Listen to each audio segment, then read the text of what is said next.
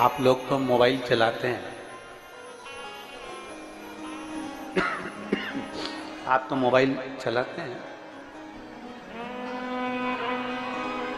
तो आप लोग तो मोबाइल में आपके पास में कोई ना कोई वीडियो भेज ही देता होगा कि शंकर जी पे चढ़ा हुआ जल नहीं पीना चाहिए। कई लोग ऐसा भेज देते हैं, कई लोग वीडियो भेज देते हैं कि शंकर पर चढ़ी हुई कोई सामग्री नहीं खाना चाहिए, इस पे तो चंड का हक होता है। कोई सामान ना खा।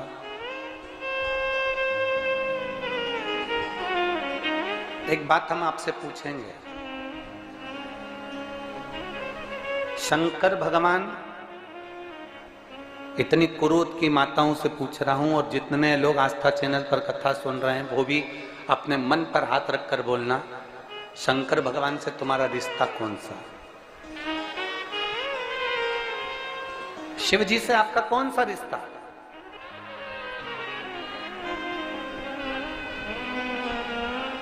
शंकर भगवान को आप क्या मानते हो?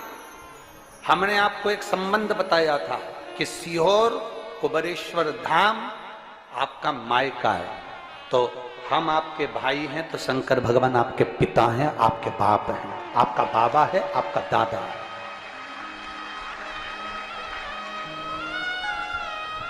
अब आपसे हम प्रश्न करें, उत्तर मेरी कुरुत की बहनें भी देंगी और मेरे जीजा उन भी देंगे और मेरी बेटियां और मेरे बेटे देंगे उत्तर। आपसे प्रश्न करें, अगर बेटी को दुख होगा तो क्या वो अपने बाप से नहीं कहेगी? बोलो तो जम के। बेटी को तकलीफ है वो अपने बाप से ना कहेगी।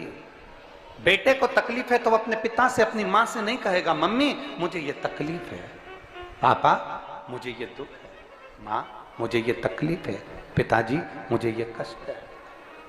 क्या वो अपने माँ बाप से नहीं कहेंगे? क्या वो अपने माँ बाप से विनय नहीं करेंगे?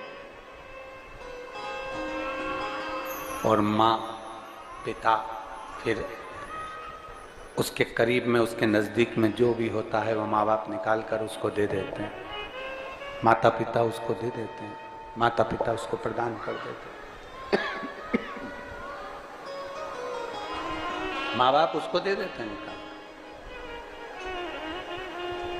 जरा विचार करिएगा। लोग कहते हैं कि शंकर जी पे चढ़ा हुआ जल मत पियो, लोग कह देते हैं शंकर जी पे चढ़ी हुई बेलपत्र मत खाओ।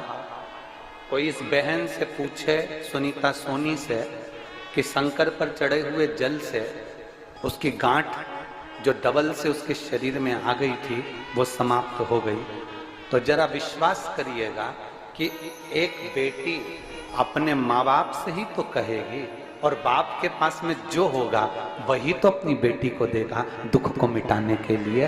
तो मेरे शंकर भगवान के पास तो उसका चढ़ा हुआ जल है। मेरे देवाधिदेव महादेव के पास उसका चढ़ा हुआ जल है, उसका चढ़ा हुआ बेलपत्र है जो वो दे रहा है। मेरे शंकर के पास में और कुछ नहीं।